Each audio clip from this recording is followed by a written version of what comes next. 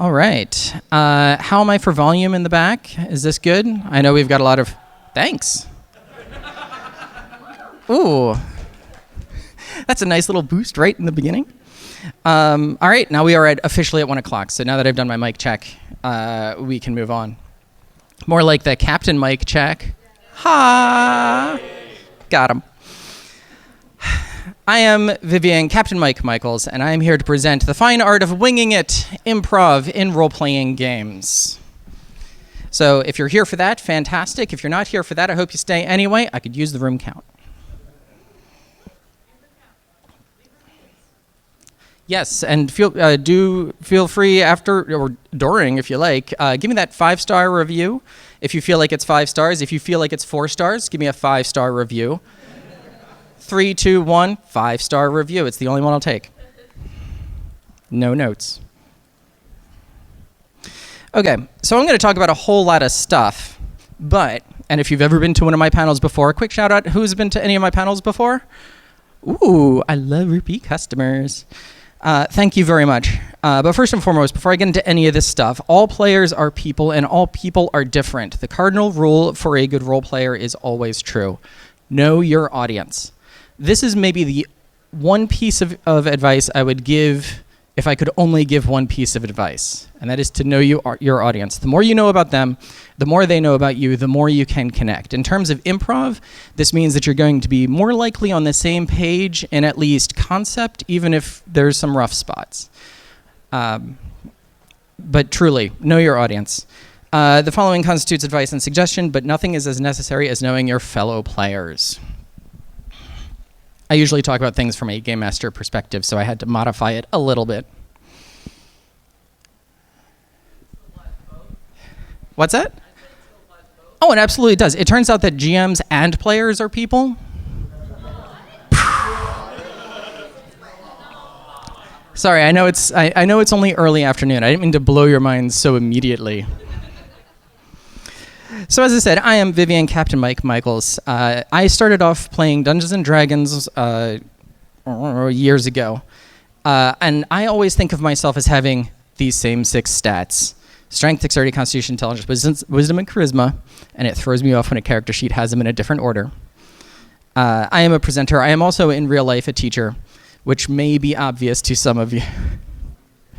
I do have an MA in writing, I have a BA in English. I've been role-playing for 30-something years. I've been teaching. Teaching is improv. Like, I don't have to convince you of that. Now, on a certain level, everything that we do is improv, but teaching is definitely an area where I've been able to hone my skills of trying to figure out how to connect with the person who does not want to connect to me, or people who do. By the way, as a teacher, that means that if during the course of this you have a question, I'm used to people raising their hand, and I'm also used to people just shouting out questions. Both are perfectly acceptable, and I'm happy to field them. What do I teach? I used to teach English, and I have also taught library science and computer management. I am currently teaching reading and writing, AP Human Geography, AP Writing, AP Language and Comp, AP World History, US History, US Gov. Oh, and I help students with their college essays. We do have some seats up front. If anybody's coming on in, feel free to come on in, grab some of these seats. Yeah, it's been a while. Usually when people ask me that, I'm in a thing and I can just point to a wall and it just has like a list of things that I do. I teach everything. Sometimes I just say I teach everything but math and science. Although for 1 year I did teach science.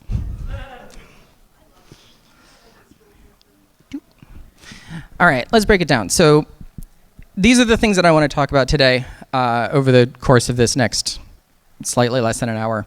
I want to talk about the core premise of improvisation, the uses of improv, when it is most effective, when you are going to find yourself in those situations. I'm obviously going to tell you how to do it, but I'm also going to tell you how to cut corners, which is, I think, the best part of this, because it's fine to have a skill, it's fine to have a thing, but it's one thing to say, like, this is what it is, go out and do it. But oftentimes, I think when we get caught up in ourselves, especially when we're trying to role play or act or just have a conversation or present at MAGFest, we can get stuck in ourselves and think like, oh my goodness, is that the right thing to say? Is this the right thing to say? Am I cool enough? Am I tall enough? This year I'm definitely tall enough. I'm wearing 4-inch platforms.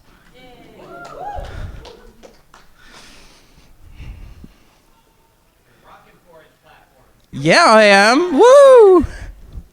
All right. Tina Fey, what are we doing? If you've heard the phrase that the first rule of improvisation is agree and always agree, the second rule is to always say yes. That comes from Tina Fey. It comes from a lot of people, but it's specifically said by Tina Fey in Bossy Pants. I'm going to paraphrase it here because the section where she talks about improvisation is fantastic, as is much of the rest of it. I can't say all of it because I haven't actually read all of it. Like most people, I have kind of like skimmed the parts I needed. Shame on me. But the first rule is to agree. What that means isn't necessarily to agree with the other person. You don't just say yes to the other person, like, oh, let's have an adventure. Yes. Let's go in this cave. Yes. Let's get eaten by a dragon.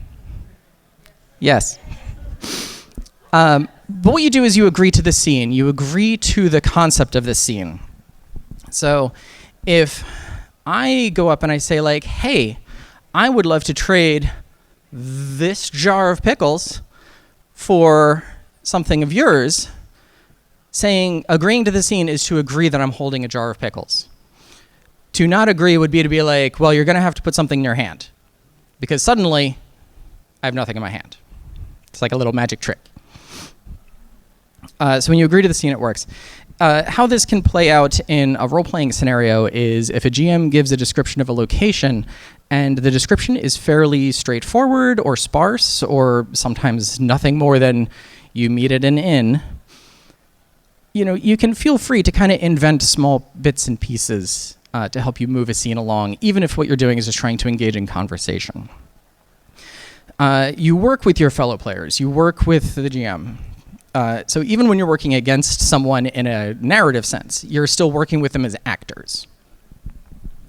The yes and is the idea that not only do you agree with something, but you add something to move the scene forward or to move the concept forward or to generally move things along a bit more.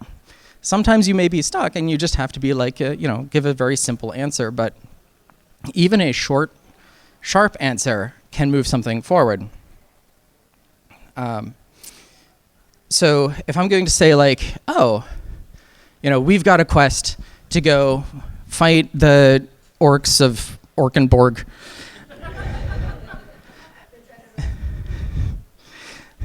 There was not a lot of planning in this. There was a part of me that almost put up just a single presentation slide and just was like, all right, time to wing it. But that would go against my later advice. But I could be like, okay, so we're going to go fight the orcs of Morkenborg. And somebody might say like, oh my goodness, I've heard that they're really fierce. And that kind of moves forward the idea. Are we talking about how strong they are? Are they well known? The GM can kind of bounce off of that a little bit to be like, no, actually, it turns out they're complete wusses. They spend most of their time painting pictures about how much they don't want to be stabbed. Which is a remarkably remarkably inappropriate thing to be painting in the next 10 minutes. So you can agree to the scene, you can move that forward. That yes and, like just keep it going. Try to make statements. Instead of saying like, oh, where are we going? You can say, or where are we? You could be like, it's lovely to see you here in this jam shop. An unusual place to talk about fighting the orcs of Morkenborg. However, I think you'll find that most of them are allergic to jams. Just came up with that. Improv. And then if you're in a jam shop, you can be like, fantastic, I'm going to buy some strawberry jam. Okay, brief aside. There was one time where I was playing some D&D with some friends, and it was kind of late, and they were classic European Dungeons & Dragons characters, and they were going into like a Japan-inspired feudal period. And I don't know why, but they were like, okay, well, why don't we go down to the market? And that's not true. I do know why. It's because they were pretty high level characters, but what do you do when you go someplace new? You go shopping. Yeah. Obviously you would go shopping. Yes. What do you do when you go to MAGFest? You go shopping.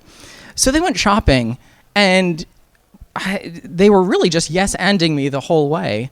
And the problem with that is I was doing that too. So, which isn't a problem.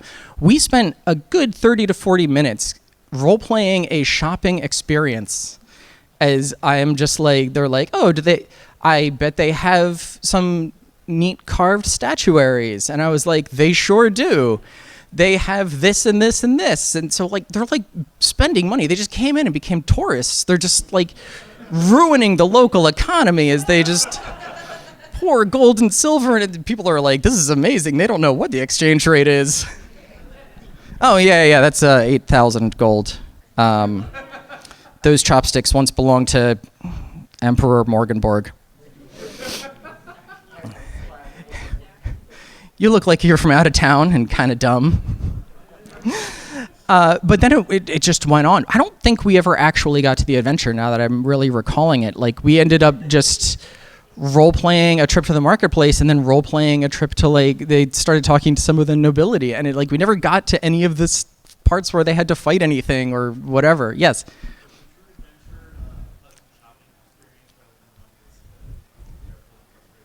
Yes, the true adventure was a pleasant shopping experience and not hair-pulling frustration.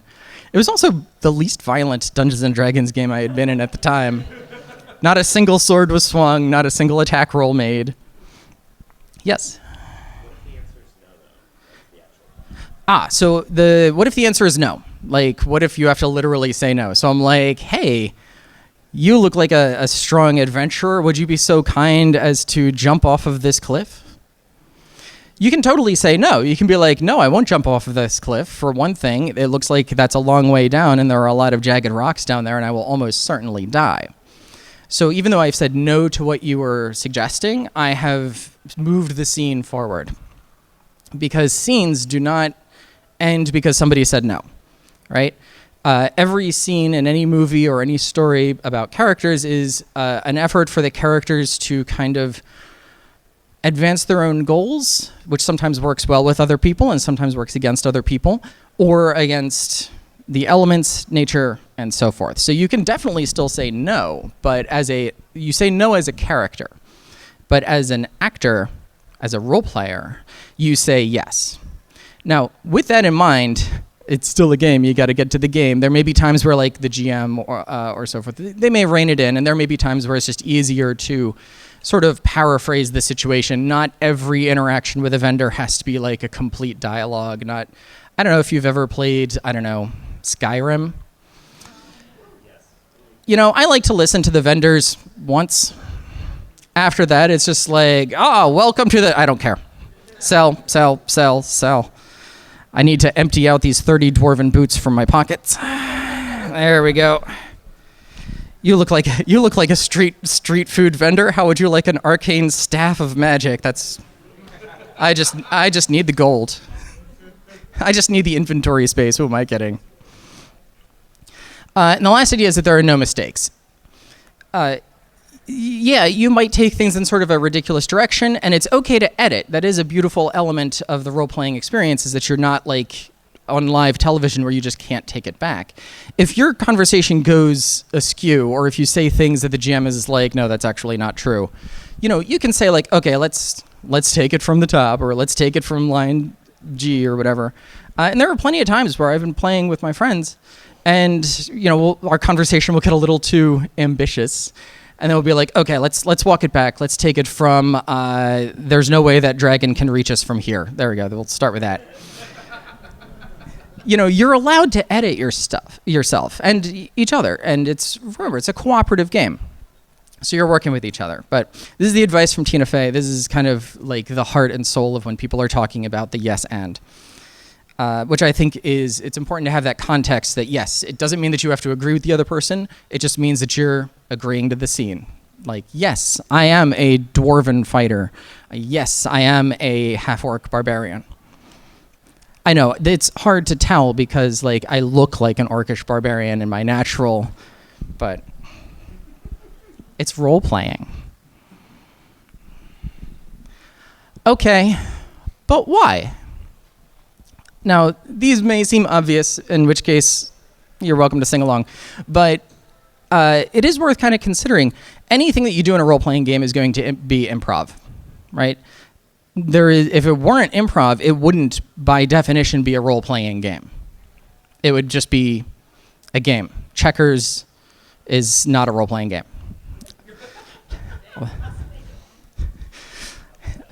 Not with that attitude. You know, you can go on to become king. Talk myself into a corner. But there are lots of reasons to kind of vamp a little bit more or like engage in some additional improv. An excellent thing to do is to establish the scene. More conversations that you have that actually involve the stuff in the scene can really make it feel much more real. I think everyone who's played Dungeons & Dragons, or indeed most role-playing games, has dealt with the issue with like, you start in a tavern, where it's just like, I need a familiar concept to get everybody to introduce their characters, give them a nice, comfortable place to start. But what is in a tavern? There's a lot of stuff in a tavern. I mean, you could have mugs of ale, a roaring fire. If you're especially historically minded, you might have some eternal soup boiling, or forever stew. Which, if you've never heard of, is intriguing yet disgusting. If you keep soup at a certain temperature, it can't go bad.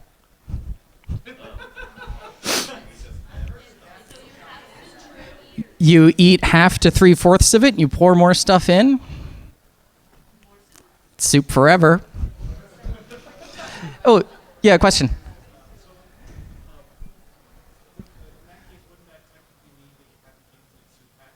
Yes, it's an infinite soup pack. As long as you have ingredients, it is the infinite soup pack. Real life, that's a real thing, by the way, medieval period. Make sure that you're up on your immuno boosters and your shots if you're going to try that one. So there's a lot you can do. Establishing a scene can also be especially helpful in settings that are not as comfy and familiar. If you're running like a cyberpunk world and you're looking for a good way to help feel out the area. I was playing a game. It was it came from the Late Show. Has anybody heard of it? It was a small developer. It's a brilliant idea. The players play actors who play characters in a terrible B movie. It's called It Came from the Late Show. It is, to my knowledge, currently out of print, but you could probably find the stuff online somewhere, somehow. So the premise is fantastic. The GM is also the director, and the goal is to both like get fame points and do stuff to increase your actor's fame while you just get to deliver like these terrible, terrible lines. Like, I don't think we're alone in here. And it was the opening scene. To this day, I didn't think this was that great. So lower your expectations. But it did stop the game. So it was the setting, and the director was like, okay, the movie is time truckers. You haul freight through time. It's like space truckers, but with time. And it was like, okay, so you're in an interdimensional cafe, like a diner, like a Greasy Mills kind of diner, and I need you to do dialogue that establishes that you're time truckers and that this isn't just a normal diner. So we're all kind of there, we're all getting into character, and I'm like, these time fries suck.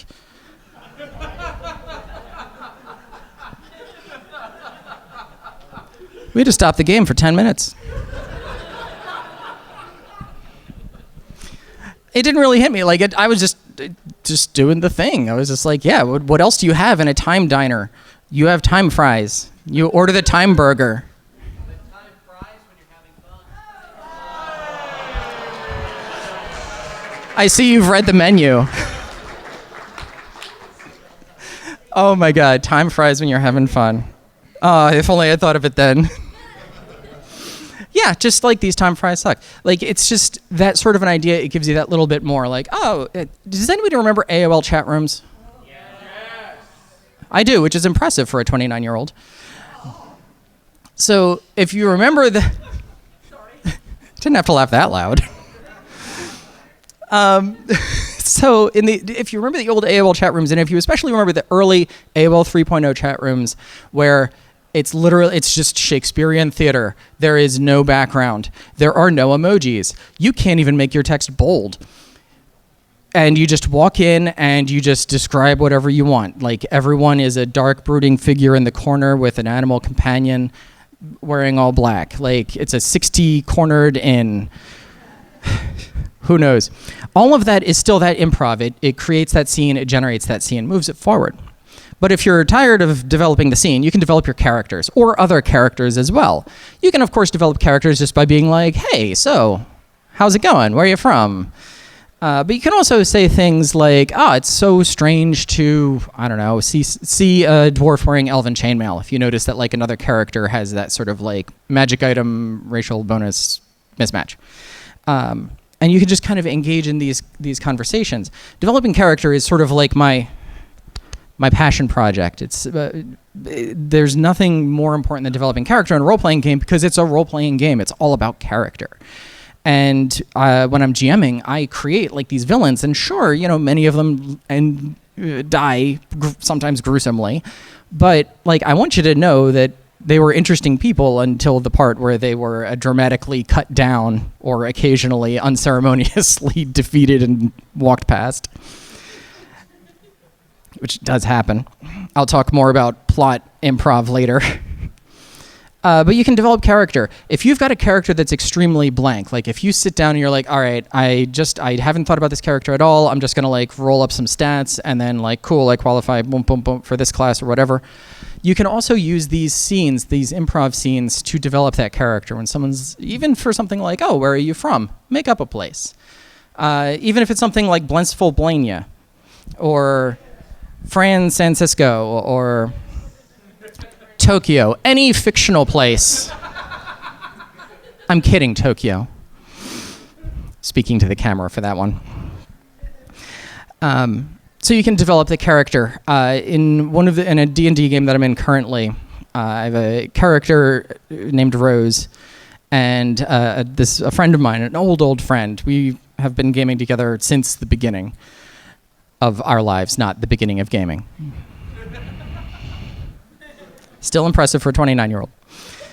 And the two of us, he has like a dwarven cleric, I have a half-orc barbarian, but like we will have conversations and like the GM will just not yell cut, and like we will just keep spinning off of each other because both of us have the quality of that sort of like dopey, well, maybe it's like this, that would make sense, I bet it's like this, that sort of like endlessly building yes-anding. And at one point the GM was like, yeah, I don't usually cut those scenes because like I can't stop listening to you two. And all we do is we develop the character. So as we go, we talk about the stuff from where we're from, or the different customs that we have, or the things that we're not sure about. We just have conversations like people, right? Characters are people. But sometimes, oh, yep. As a DM, how do you manage that to not make people feel excluded? That's a great question.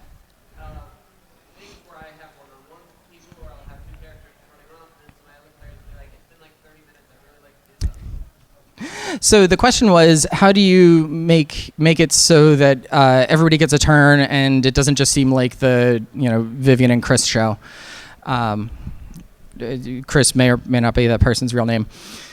And it's a good question, and it does take kind of practice and sort of like that metacritical eye.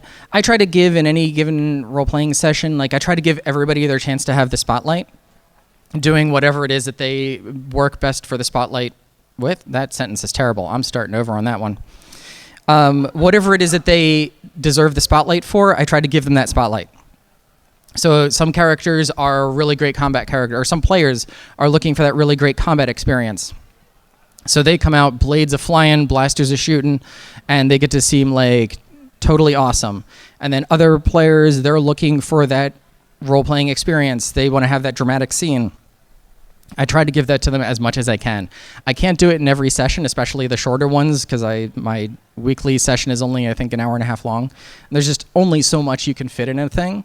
But if I don't give somebody a chance to be in the spotlight one week, they're in the spotlight next week. The farther apart your sessions, the more important to kind of make sure everybody gets what they're looking for. All right, so you can also use improv to progress the plot and raise complications.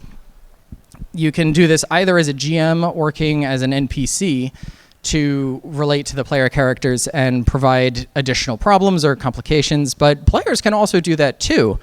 Often, I think the core of this is just remembering your character. If you're playing a paladin and the quest requires you to do something a little shady, you're not really supposed to just like sit in the corner going la la la la la. Like, that's not lawful good. Like, you're supposed to, or sorry, just any good. I forgot paladins don't have to be lawful anymore. Like, you're supposed to always be on top of that sort of a thing. You're supposed to be aware of the things that are happening and try to prevent evil and all that kind of stuff. So you can introduce that complication by being like, well, I can't like let you lie to these individuals. I can't let you cheat this merchant. I can't let you assassinate this noble, whatever you're doing. So you can do this to raise complications. You can also do this without any specific game reason. Sometimes it is interesting to just be like, my character is afraid of water. And as long as it's a part of the character, it's consistent, that can be an interesting thing to have to get around. And it's like, ooh, how do you deal with like an underwater adventure with a character who's afraid of water? And you might say like, well, why would, did you take 3 disadvantage points because you have a fear of water? And it's like, not all systems do that. But that can add a lot of richness to a situation. It's very easy to look at a game and just look at them as like pieces that you move around on a board, like checkers or chess or something like that.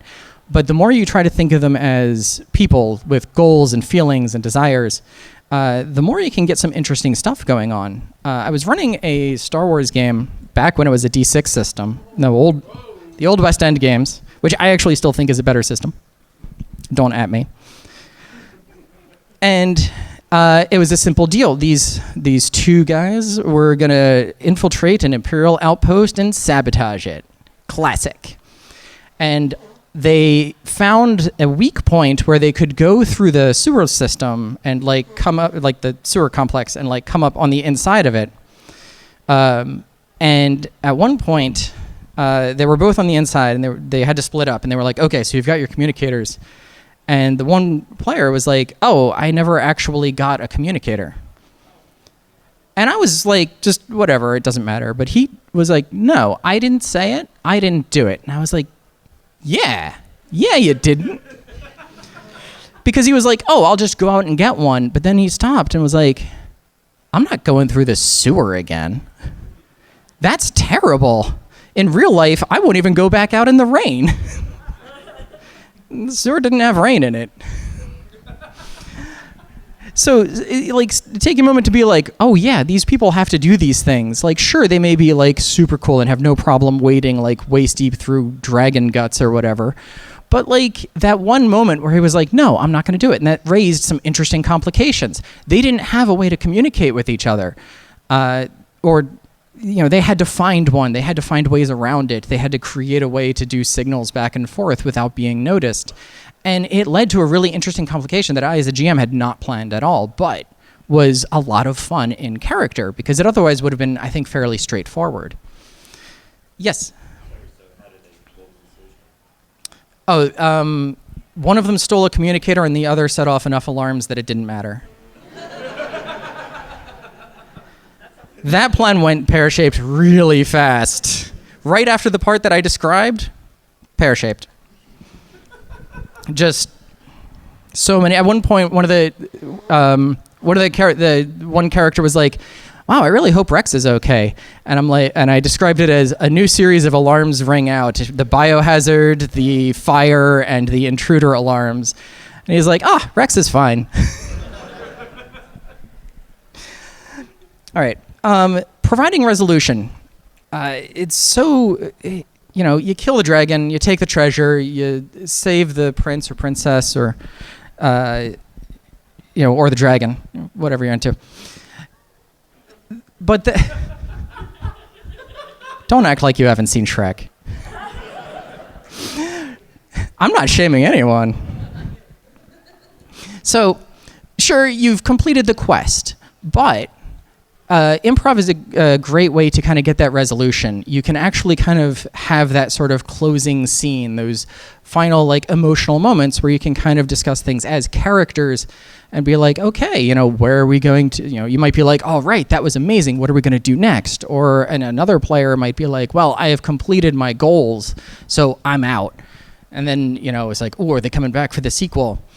But you can use these interactions to create some more resolution to things, especially as a GM playing NPCs. It's one thing to like save the town from a dragon. You could be like, yeah, we saved the town.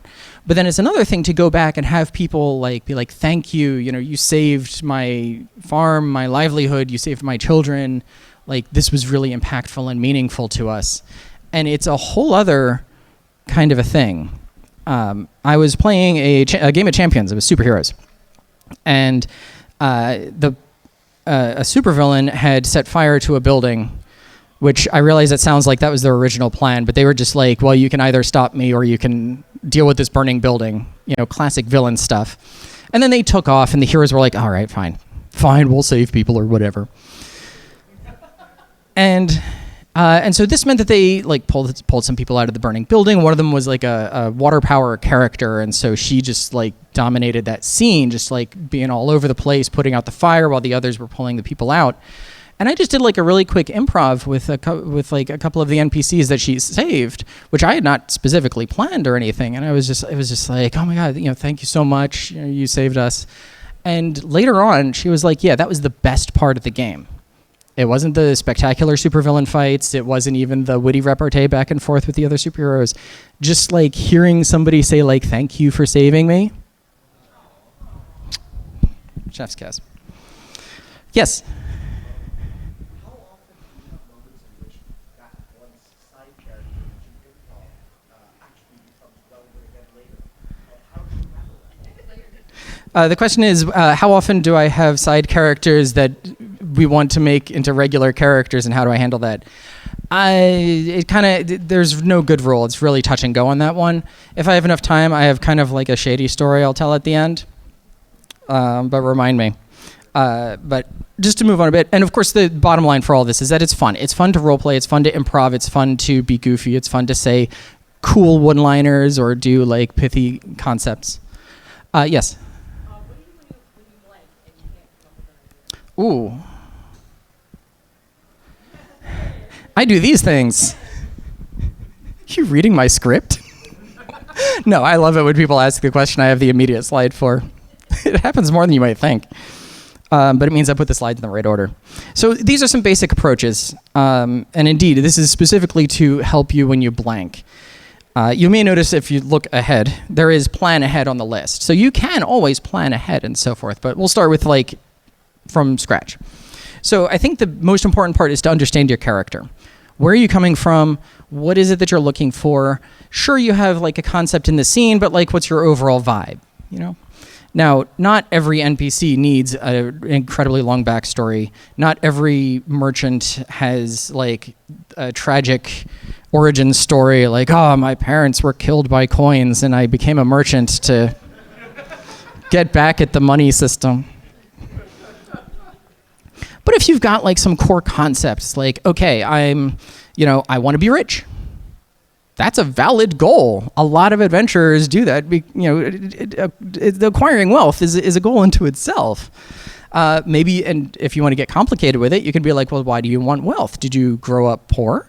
Do you just want to have more money than the other person in your hometown that always lorded it over you? And let me know if any of this gets too personal. I've got the feelings. Do you want that money because you need to buy something super expensive, or do you just want enough money to like make your own town, go off do your own thing? Like, I never want to be out of money again, so I'm going to kill as many dragons as it takes to start my dragon breeding program. There'll be an endangered species by the time I'm done. You've got long-term and short-term goals. When you're putting together a role-playing character, your immediate goals are usually aligned with whatever adventure you're going for, but feel free to come up with other long-term goals. They might be silly. They might be as straightforward as like, my character always wanted to get married and have kids. Super common for reality and presumably fantasy too. But it could also be something more bizarre. Like they could be like, I always wanted to be the person who walks into a casino and everyone looks and they're just look super fancy. Or like I've always wanted to be the kind of person who comes out of a fancy restaurant and says, please, no pictures. To like people, not like an empty street. I've done that. It's not as fulfilling. Yes.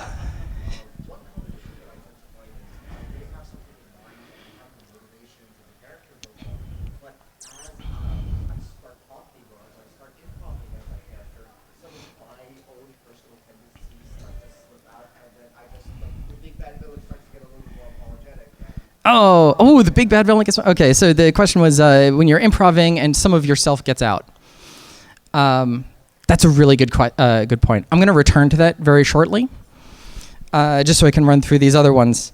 So lore drops are the other reason to do improv. You can just kind of like, if you've got a bunch of stuff that if you're the kind of person who's worked out like a 10-page backstory for your character, improv is a great chance to just kind of like drop those things in. You can use it to build the scene. We talked about the exposition, developing the character and plot. What's my motivation? What is it? That's a classic actor line, right? Like, cut. What's my motivation? What's my motivation? What is your motivation? What are you looking for in the scene? What are you looking for like right now? Like, I need information on the Assassin's Guild, but also like I want to look cool in front of my other teammates, or I want to prove that I'm, a useful member of the party, or I really want to eat some goat meat. I don't know, whatever your goat meat. You can plan ahead. Even though improv is extemporaneous, which is an excellent word for the Scrabble board, you can, over the course of a week or a month, come up with interesting things, write them down on little pieces of paper or like notes on your cell phone, and just casually drop them into your role-playing game like you just thought of them. There is no rule against that. That is a life hack. You can do that in your regular life too if you want. You can just like, that's a really clever thing to say. Oh, okay. Don't force it though. Like otherwise the next conversation is like, I don't know if you've ever thought about butterflies and birds, but have you ever noticed they both have wings? Just threw that in there. Thought of that last week. But you can plan ahead, especially as a GM. Just throw down like a couple of lines that you want to drop in at key points, so that way you don't forget like the specifics, or you don't, if you're blanking, just look down at your stuff. See if you've planned ahead. Yep. When it comes to trying to keep your sympathetic side out of BBEG, I can't stress that enough. Mm-hmm. Playing an evil character is different, but when trying to do that, come up with something you find repulsive for the character to say or do. Something that you would think would be within your players' allowances. Completely just off the wall terrible. They become just racist and sexist. Yeah, in the movie biz, they call that the kick the puppy moment. Yeah, have them say something like, well, yeah, I like biting the heads off of babies and spitting them at their parents. Just something that just... They make such a satisfying thonk noise. Bonus points if you can ricochet from one to the other. Improv.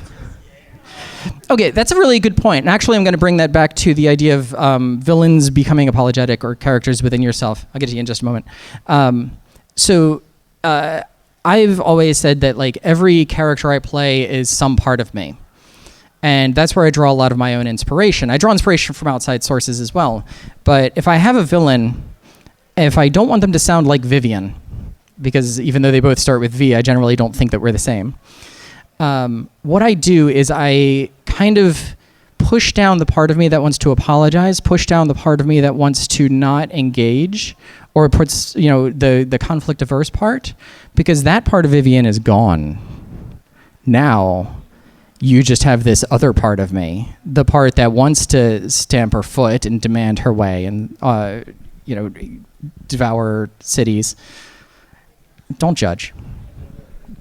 And it's not like I'm not saying inside every one of us is every kind of villain, but if you can grab that little bit of you, even if it's just that little bit that comes out when you're in a rush and the car in front of you will not, go faster or get out of the way. Those little moments of like connection, you can just like grab that, and that is now your primary character element. So if you find yourself kind of like starting to slip into the apologetic, or if you feel like you're trying to like get onto the player's character's sides as a villain, yeah, you can step back, and you can also just step back and give yourself a moment. It's a role-playing game. We can pause whenever we want. Like the cameras aren't rolling. So you can just pause, give yourself a moment, and then just come back in full force.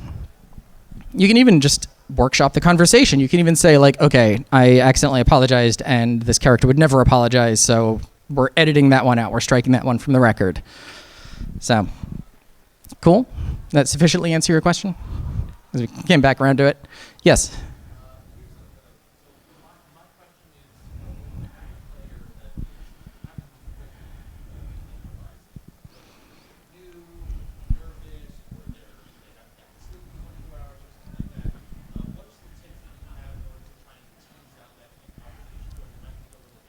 Ooh, I will answer that very shortly, because that's my next slide. Yes. Sorry, I skipped right over you. Yes. So how did you come up with your riff on what you said about agencies? Oh, Sounds like thank you. So part of trusting your other role players and your other actors and your other people when you're in an improv scene, when you're saying yes to others, say yes to yourself. Trust yourself. If you start on something, just go with it. The biggest advantage of being able to workshop a conversation is that it doesn't matter if you go out of pocket entirely. You can be like, you can say something, everyone can laugh, it's hilarious, or everyone can just go with it, or even if it's like super cringy, you can just be like, that didn't land the way we thought it did. Bring it back. All right, we'll take it from this opening part of the conversation. But a big part of it is just go. Just try it, do it. If you're gaming with strangers, it's a little bit harder. You might want to be a little bit more reserved. But if you're gaming with friends, you're gaming with friends. You know, trust yourself, trust them to trust you. it is hard to be nasty and talk to your friends when you're trying to play a certain character. I've definitely had in-character conversations and afterwards be like, by the way, I'm not mad at you. We're all on the same page, but it's like still just kind of nice to have that little bit of affirmation. All right. Did something right, they hate the guy. Yeah, you want a villain that you love to hate. Okay. Good writers borrow, great writers steal. You know who said that? Me. And this is kind of like my life hack for dealing with people who are maybe like worried about improv, or you're not quite sure where to go for an improv. Characters can be based on other characters. There is no rule saying you can't. You can literally play a character from a different thing. You may recognize that things may not go the same way. Like if you want to play Cloud, you're probably, you can show up with a big sword and a spiky haircut, but maybe things aren't going to work out the same way, especially if there's no Eris. Too soon?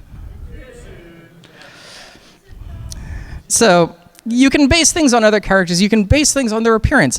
One of my recent GM hacks is that instead of giving a complicated character description, I just say this character is played by this person. Yep, I had a character. It's like this person is played by a young Malcolm McDowell. That's all I had to say. Like Malcolm McDowell, circa Tank Girl. You got it. What was the most recent one I had? I was like, oh yeah, this guy is played by Zangief. He looks like Zangief in an ill-fitting Marines suit. And so, it's a real thing I said. So yeah, you can steal just the appearance, you can steal the attitude, you can steal the vibe, you can steal elements of the backstory. You can also lift whole adventures from other sources, which I'll talk about in a moment, but I want to draw your attention to these complicated graphics that I have put together for you. One of the ways that I come up with characters in a very brief amount of time is to take one thing and add it to another thing, and that gives you a third thing. You can add more as needed. So I had earlier mentioned that I play a half-orc barbarian Rose, and she is Pinkie Pie plus an orc. That is her entire concept. If any of you read Order of the Stick, she also has a backstory that is slightly lifted from Dirk on Thundershield, which is a slightly more... I was about to say it's a more obscure reference, but this is MAGFest. So whenever I'm like, oh my God, what would Rose do? The real question is, well, what would Pinkie Pie do?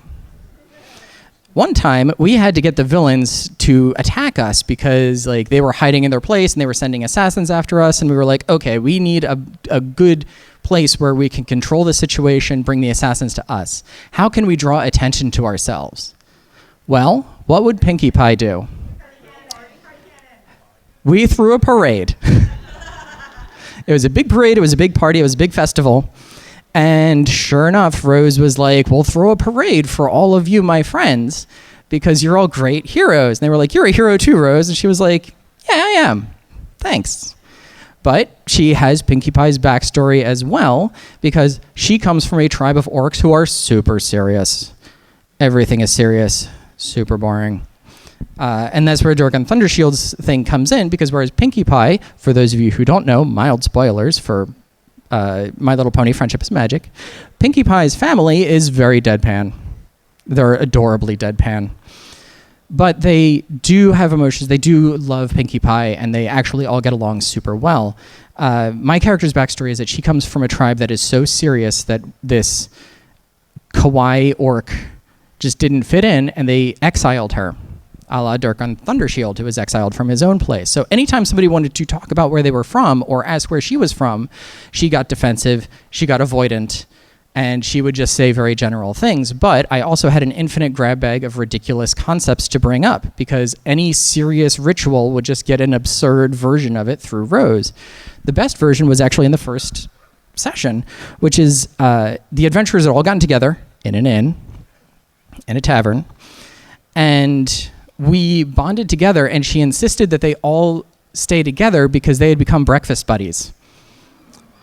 And one of the characters had breakfast and then later like snuck into our stuff and like tried to steal some things and ended up becoming like that player or character actually had to eventually become a villain because we were so angry and we were like how could you do this? We were breakfast buddies. Like Rose is literally in tears, crying as she's like, you've betrayed us. You're Regeron the betrayer. How could you do this? And it's because that's how would Pinkie Pie react to someone, going through that kind of stuff, that kind of betrayal. And so it's just that very simple, like, oh, what would I do? What would Pinkie Pie do? I had another character who was Daria plus Raven, which is not a huge difference. Super deadpan, very monotone, borderline psychotic, just didn't like, oh, this person did this terrible thing to you. It's like, I understand why they did it. It is not a problem. Because then anytime it was like, well, what should happen? I'm like, okay, well, what would Daria and or Raven do? Well, use dark magics to solve problems and answer extremely briefly. Works for everything. So take it, steal these ideas. The adventure that I ran an adventure that was inspired by the song Hotel California. Yeah, it was a castle. It was also inspired by the movie The House on Haunted Hill. So it was like a haunted castle thing. And sure enough, they could check in whenever they wanted to, but they could never leave. There was an invisible creature that roamed the halls, and indeed, they could stab it with their steely knives. But they just can't kill the beast. It was fun. And if somebody calls you out on it, if somebody is like, wait a minute, are you just running like this sort of a thing? Just be like, yeah. And what? And certainly, you can zhuzh it up as much as you want, mix and match, combine concepts, combine elements. But this means that anytime that you go blank, anytime that you are like, I don't know what to say, I don't know where to go with this, you could just have that little bit of extra stuff to be like, oh, well, what would this person do? Wait, is that my last slide? Ah, yep, cool. Just briefly forgot my slide order. Are there any questions that I haven't answered that I said that I would answer, or any new questions? Okay, I'm starting to lose track. All right, general dialogue and default animations. I was thinking about this because I was playing Cyberpunk. And I was like, oh my God, that's such an obvious hack. If your character, or especially if an NPC has a few standard quotes or opinions or concept, things that they routinely talk about, anytime you're not sure what to talk about, that's what you say. There's an old expression, I could not find the original source of this, but when I was taking my degrees My teachers had mentioned this a couple of times, but there was an old saying that if you're writing noir and you're not sure where to go next in the scene, a character lights a cigarette. It is brilliant. And I wish I could track down the original source, but as near as I can tell, it was just Dr. Sethi and Rider University and circa earlier. It was 1999. Yeah, it's just, you just light up a cigarette. So if you've got a character that smokes, well, good news. You now know exactly what to do anytime you need a moment to think of something to say. You just light up a cigarette. If you have a character that doesn't smoke but has some other trait or trick or thing that they seem to fall back on or thing that they like to discuss, boom, you're playing a halfling. Talk about the local food. That's extremely racist, and I apologize. Fantasy racist.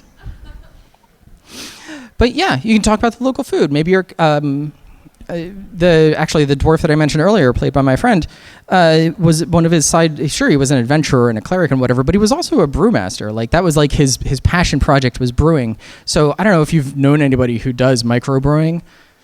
Common conversation topic. So he would just strike up conversations with NPCs like, oh, what kind of ale do you have? What do you use for hops? What do you use for flavoring? And it's just like an immediate conversation starter. So you can just come up with a few of those either during character creation, or you may find yourself kind of repeating themes, and that's fine. The still that I used here is of course from Skyrim, the infamous Skyrim Whiterun Guard, which of course the most classic line is, I used to be an adventurer like you. Until I took an arrow to the knee. I know, I gotta finish it. But I kind of like this one, because this one is just, I fear the night, because werewolves and vampires don't. And I was kind of just trying to decide which one to put in, and I loved this line because it is such an easy thing to say apropos of nothing, but it immediately builds in this concept that you live in a world that has dangerous things that come out at night. I was like, wow, that is a really concise way to both have something to say and include an element of setting. Yeah, nice. Well done, Todd Howard, who almost certainly didn't write that line. It just works. Speaking of which, catchphrases. Catchphrases are a great thing. If you've got a character with a catchphrase, then you can always kind of like throw that in. It's nice, especially for NPCs and villains, where you've got one person playing lots of characters. If you've got a catchphrase, it's a little bit more recognizable. Yes. The whole light a cigarette thing. I was in a campaign recently where we got sent this dream dimension. Mm-hmm. And we were in this setting where we found this guy. He'd been stuck there for a long time, and it's like this thing where dreams dictate reality. He got stuck in a mask, and he saw everybody else with a mask. And the way my character disbelieved that he was stuck in a mask is, I have my canteen, I can drink my water, and that became his meditation thing. So even now, anytime something stressful happens and I need a minute. Oh, you've picked up this stressful tick where it's just like, wow, Just drink water just- in the middle of the camp. this is intense. Yeah. Everybody makes fun of my character for it now. Right, but it's immediately recognizable. If you were shape-shifted into into an ogre or something, or a monster or something, and you just did that in the moment, they probably recognize who you are. That's really solid, sort of consistent storytelling. So, bravo. We actually have something similar in my campaign. I gave my players a cup that can magically produce any non-magical liquid, and he just filled it with mustard, chugged mustard as an intimidation tactic, and now it's become, I'm just going to chug mustard. Chugged mustard as an intimidation tactic. That is, I will admit, very intimidating. All right. Questions on generic dialogue, default animations. Default animations, it's just, even though you're role-playing, you can still have default animations. Okay, so when aware, I'm just going to run through this very quickly because this is mostly things that we've already covered, but you can use it at the beginning to establish characters and setting.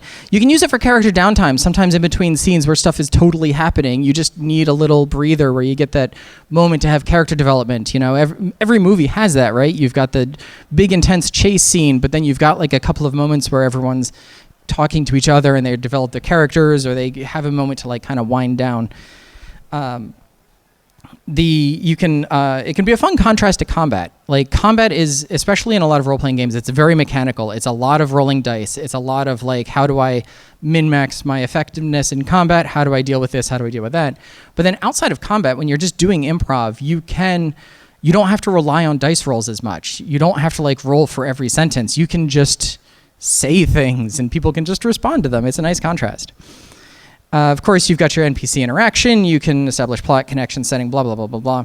It's not always necessary. Absolutely, you don't need to make every single NPC interaction like an ongoing scene where you have to yes and each other for an hour. I promise. It's okay. You can paraphrase all the way down. You can also improv when the dice say so. Sometimes the dice will just not let things work, and you can improv how they don't work. From a GM standpoint, this is kind of a point of like pivoting where it's like, okay, how do we take this? And it all comes down to those same things that we've talked about before. What are the motivations? What is the situation? I had an entire campaign based around these space spies. Like in a future sci-fi setting, they were spies and they were going to a planet, and all they had to do was go to the planet, investigate the planet, and then see if it was possible to like flip the government to the one that they were from. Yeah, classic Cold War era stuff. And at the very beginning, they blew their chance to use a fake ID. That was it, straight to jail. The whole campaign was based on them going to that planet and doing that thing. Instead, they ended up in what became affectionately known as Volcano Jail, which I will not elaborate on. So then the campaign was, well, now they're political prisoners in a seemingly inescapable jail. I completely changed the whole thing, but I still had the concept of what they were going into, the world they were going into, the kind of people they were going to be dealing with. All I really had to do was change the part of the setting and just keep going with whatever made the most sense at the time. And it was at least enough for me to improv my way to the end of that session and then plan in more detail for the next one, and just kind of like modify things as I went. So it all comes back to that core idea. What am I doing? What's my motivation? What are the characters' motivations? So yeah, when the dice say so, when things go off the rails, I will briefly mention that in terms of dice rolls for like charisma checks and persuasion checks and seduction checks, there are two schools of thought, right? You can either roll first and then role play it, or you can role play it and then roll afterward to see how it went. Both have their advantages, but one of the nice things about rolling first is that you know how much effort to put into what you're about to say. I had a friend, we were the local adventurers, and we were trying to rally a town to help us fight like an undead army or something. And my associate was a very urbane, very genteel fighter, fine cloak, nice sword, all that kind of stuff. And we were in a very rural place. And he rolled his charisma check. Botch. And so he stands up. Attention, Hicks. Your town may be full of dirt and seemingly worthless, but if you do not help us, the skeleton army will sweep in and destroy whatever it is you have. I don't know what it is. And I assure you it will somehow be worse than this. It was hilarious. Like, what a great way to tell a speech. Now, if he had rolled afterward, he probably would have done like an actual impassioned speech. And if you do it first, then you might give modifiers to the dice roll afterward. You know, oh, that was a really good speech, I'll give you a bonus. But there's that kind of benefit to getting up and just knowing that you don't have to be convincing. Like, I'm going to stand up and seduce badly. Just like every time I do. So at least I'm in my comfort zone. All right. Thank you very much. I have been and remain Captain Mike, Vivian Captain Mike Michaels.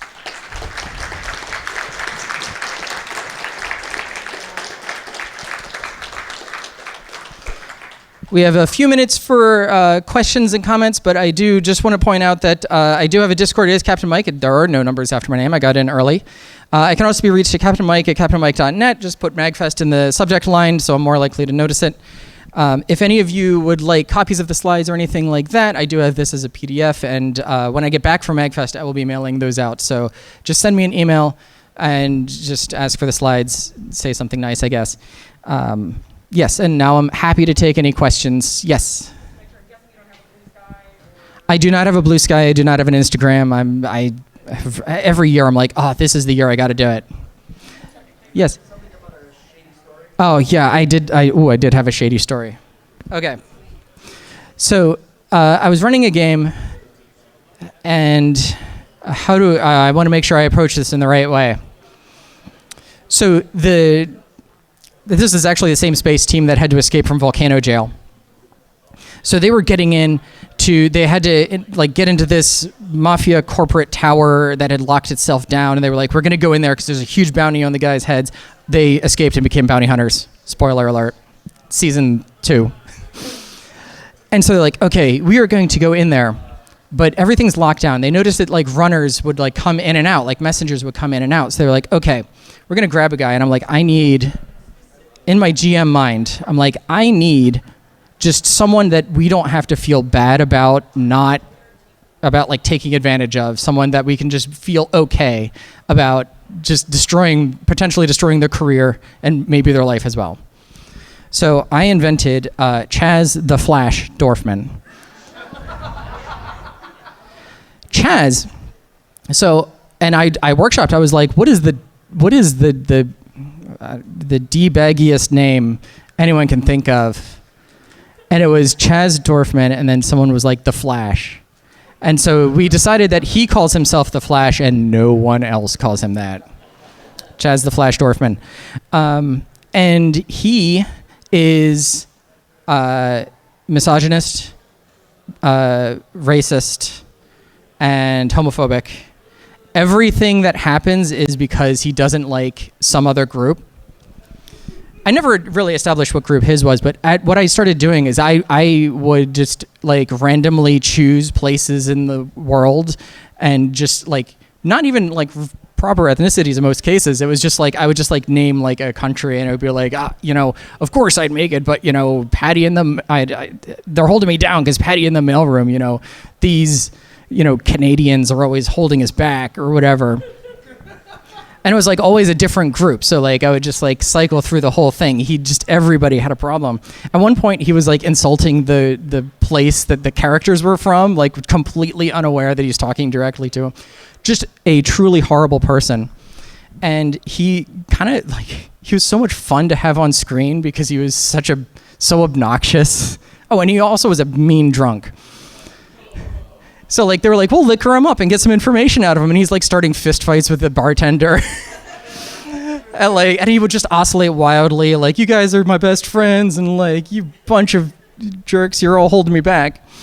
And at the end of it, they were all like, oh my God, what's going to happen? So they got the mafia guy as he's like running away, and they were like, they managed to get one of them, and then the other one, he was entirely trapped and he got shot. And I decided that the shot that brought him down was in the back from one Chaz the Flash Dorfman, who finally saw his opening and he took it. He comes out and he's like, I killed the head of the family. That makes me the head of the family, and was immediately beaten down by the gang that had showed up to take him down. The game is still ongoing. Chaz is still alive. He's on his way to prison, and the running joke amongst the players is that now he's going to like leverage his time in jail to like get the street cred, and it's going to be like, oh, that's Chaz the Flash. He's the one who took down that mafia guy. So only time will tell if that's how that goes. So yeah, that's kind of my iffy one, because like that was definitely one where I had to be like, I don't believe the things I'm saying, and I know I don't believe the things I'm saying, but I'm about to say some terrible stuff.